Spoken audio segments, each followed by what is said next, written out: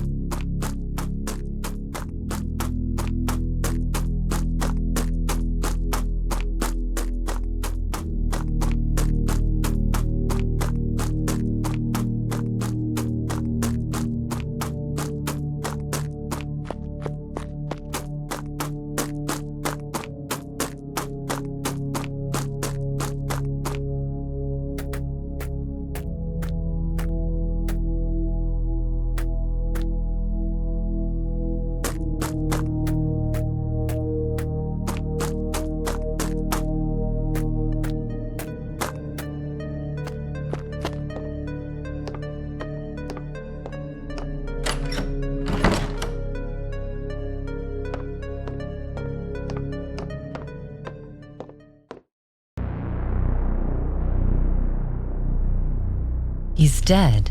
His flesh is clearly in a state of decay, but there are no other typical signs of decay. His coveralls have the name tag Rusty. Judging from the gas station's name, I take it he's the owner. There's a key next to his hand. I bet this will get me in the gas station. Well, I don't think you'll need this anymore, Rusty.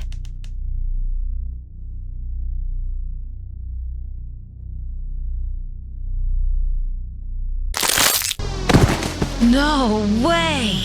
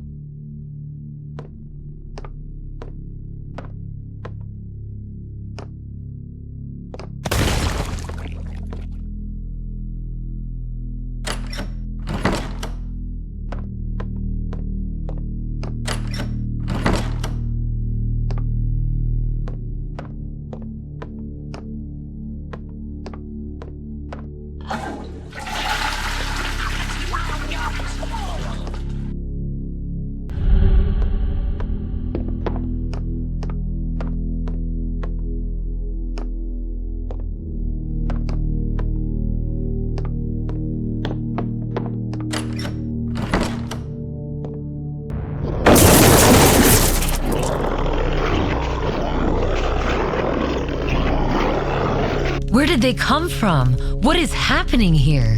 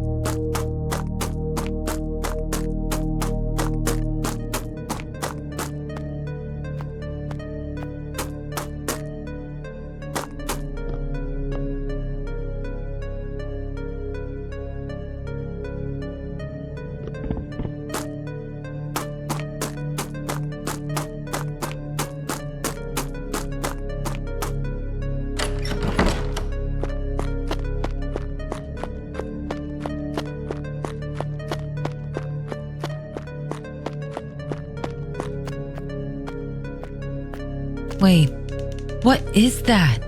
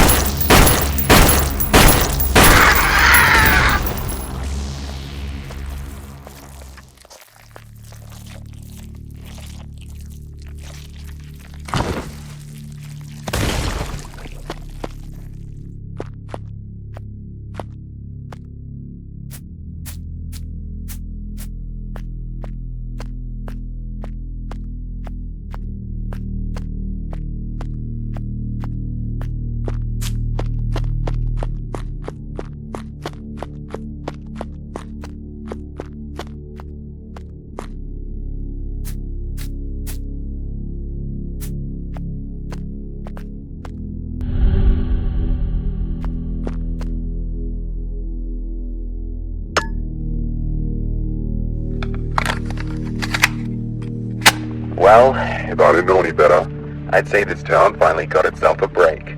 Some new doctor, calls himself Vincent, rode into Rotwood about 2 months ago. Tall, thin fellow, with sharp eyes that never quite settle on you. Friendly enough though. Said he wanted to set up shop and offer his services to the town. Hell, we could use it. Closest hospital's an hour away. And most folks around here just gut out their problems until it's too late. Thing is, something about him don't sit right with me. But folks talk to him real quick. Mrs. Carpenter swore up and down he fixed her arthritis with some kind of injection. Others say his treatments work miracles. I don't know what he's using, but that man's got the whole town singing his praises. I shook his hand once, cold as ice, even in the middle of summer. Could just be my gut talking, but something about that man feels wrong.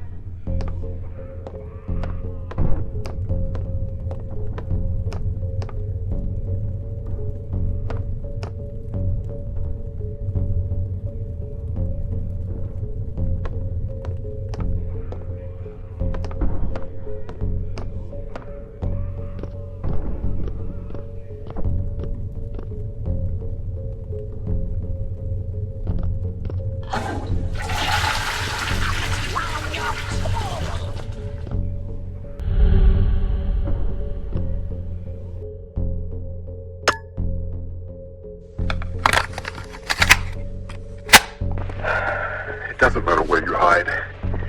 Whatever's spreading through the town won't stop.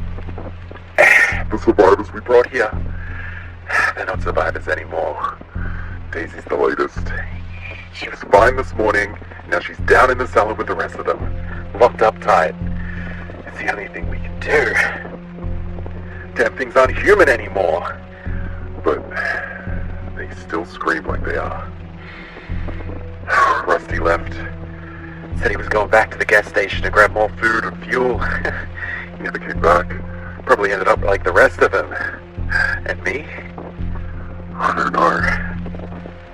I don't know how much longer I've got. My arm's been itching like hell since some creature in the woods got a hold of me. Tried to clean it, but it's not healing. I can feel something spreading under my skin. It's crawling. Cole said he's going back to town, ranting about someone called Ripper, and having to find a way to report to his supervisors so they send backup. No one's coming for us. No one's even looking. But he went anyway.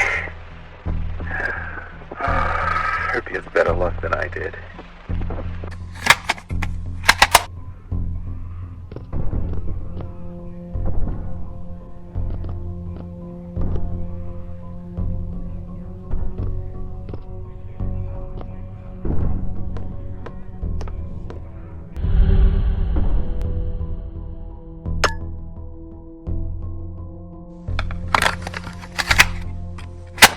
More and more folks around town have been acting strange, losing their memories, wandering the streets like they didn't know who or where they were. And then the screams started. God help me. The screams. I found Mrs. Wilkes torn apart in her own living room. Her husband? He wasn't even a man anymore. He was something else. Something with teeth. Where there shouldn't be teeth. Cole Whitlock showed up around then. Said he'd been sent to investigate some classified nonsense. Didn't seem too surprised by what I told him. Guess someone higher up knew more about this than we did. Cold sharp, though. We stayed at the station as long as we could, but had to retreat and hide out here.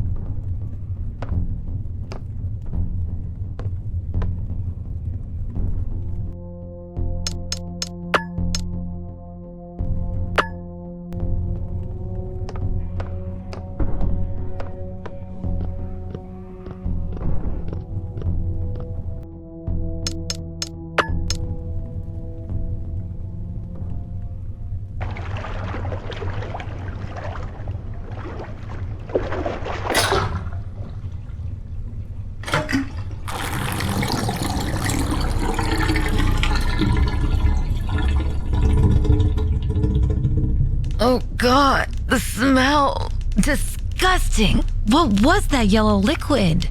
Wait, she's holding something in her hand.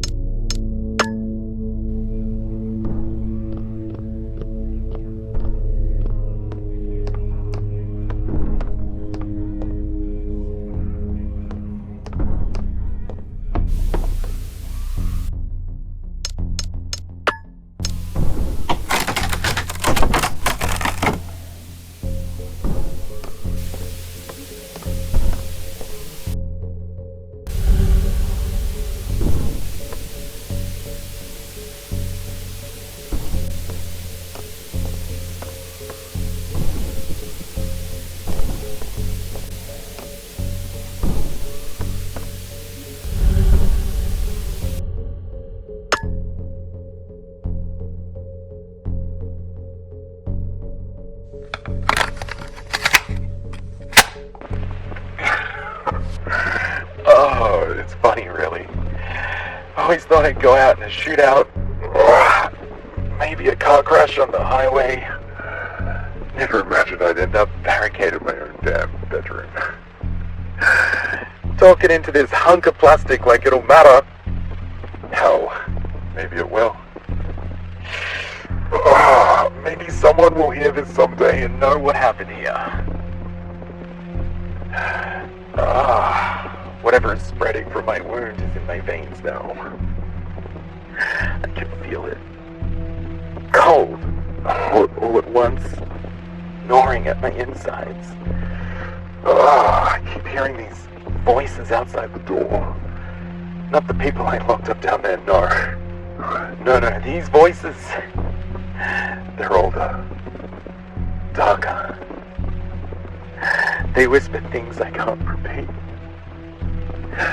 Things that make my head feel like it's splitting open.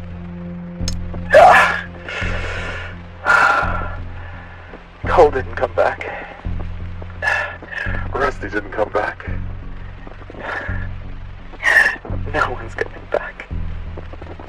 And I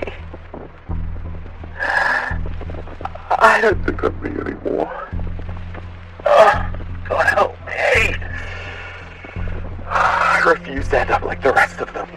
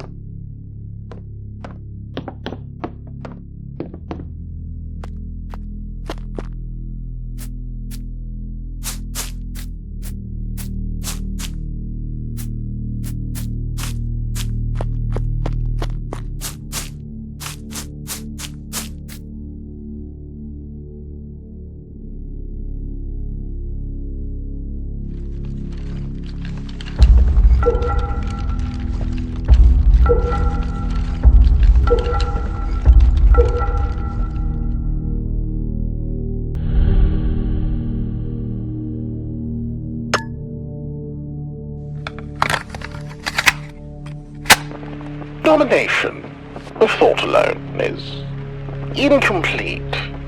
My serums, remarkable as they were, left their victims as little more than empty shells, hollow vessels, stripped of will and identity.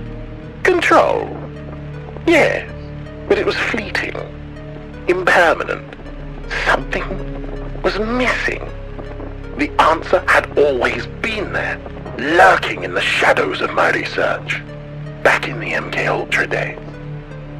Pagan rites, demonic invocations, those were dismissed as curiosities, irrelevant to the grand scientific mission. But I saw the threats, the possibilities others were too blind to grasp.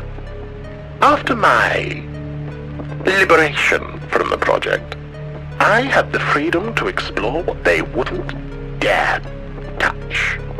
It wasn't enough to shatter the mind. To truly impose my will, I needed to bind their very souls.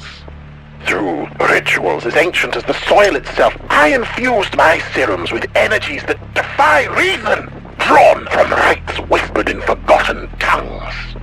The results were transformative. But there were complications. The body, fragile, imperfect, reacted violently, reshaping itself in grotesque ways. I need more subjects, more vessels, and a secluded place where I could work unimpeded, with a supply of fresh meat